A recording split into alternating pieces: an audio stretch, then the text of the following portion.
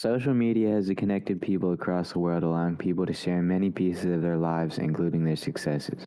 However, because of this, the question of how does the display of success online influence the mental health of viewers arises. Today, I will be your host, Dhandha, discussing this question along with my co-hosts, Amazing Kim, Vahn, Petrossian, and Horus.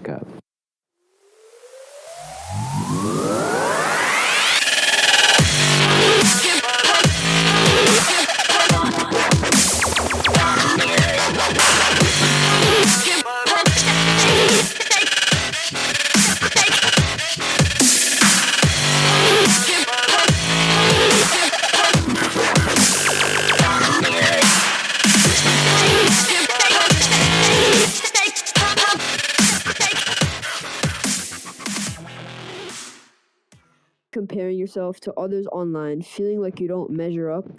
This is a common theme with teenagers in today's society, with an all-time high of viewership on social media. Join us as we delve into the world of social media, its immense effect on self-perception, and how its harmful effects can be mitigated.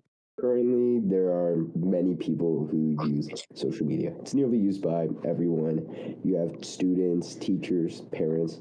Everyone uses social media.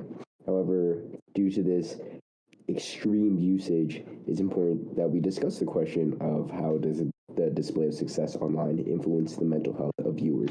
Specifically, today we're going to be discussing mental health of students. The mental health of students is an extremely important topic as it comes with many effects to their learning, emotional, and social lives. And it can affect the learning engagement of the student, but also can affect the emotional life of the student, which in turn affects the learning engagement and academic achievement of the student. But outside of school, it even affects their social lives and affects the peer-to-peer interactions, in turn affecting their peer-to-peer interactions in school. Well, this issue, however, has many sides to it and is extremely nuanced, with there being both positives and negatives. Social media can negatively affect the mental health of students by fostering self-doubt among the student users. However, there are many benefits such as increased inspiration, increased socialization, and more efficient education. An author named Lisa Nielsen presented evidence to show that social media can be used to enhance educational experience and engagements of students. This topic of just using educational platforms of educational social media platforms has been talked about, but never really researched. And this reminds me of when I was in 7th grade and in band, we could not play together in a room, so we used this platform called Flipgrid, where we would record ourselves and submit videos that we could all see each other's submissions, and our teacher would put them all together to make one big performance. And this is just one example of how we can use a social media platform that is in an educational setting to enhance the learning experience. I think it's interesting that you bring up that specific format of educational platforms versus mainstream social media, as I think those are extremely important when discussing engagement of students, as there was another study, I think, done in pretty recently, around 2013, 2014-ish, and it found that the format of educational platforms, certain formats would actually increase the engagement of students who are normally not heavily engaged in class discussions. This really comes down to that format being that specific for the educational moment, and it showed a clear correlation between educational platforms and increasing engagement among less engaged students. Well, these educational versions of social media have their positives, just like normal social media, but do they have the same negatives that normal social media does? Yes, for instance, constant exposure to online discussions, even in an academic context, can contribute to information overload and cognitive fatigue. Moreover, the pressure to constantly participate and perform well in these platforms might cause a feeling of anxiety and stress among students, similar to what is observed in mainstream social media use. Additionally, the competitive nature of online discussions can lead to the comparison and self-doubt, affecting students' self-esteem and well-being.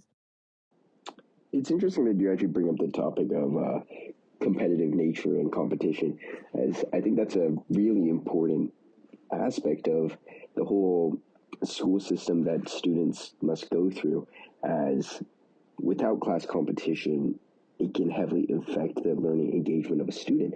But learning anxiety is an unfortunate byproduct that comes from class competition. There was a 2022 peer-reviewed study that actually evaluated the effects of class competition through primary students, and it did show a clear correlation between class competition and anxiety and learning engagement. And it showed how when class competition was increased, the learning engagement of the students in turn was increased. However, the learning anxiety and general anxiety of the students was also increased with it. Now, this in turn led to a increased academic achievement of the students. However, it was based upon a very fine balance between engagement, encouragement, and anxiety, which needs to be formed to fully reap the benefits of the platform in which the student is learning. I think the objective of using these educational social media platforms at the end of the day is to promote educational engagement among students. However, in order for this to be achieved, you need to have an individualized platform that is best suitable for each individual class rather than having one for all.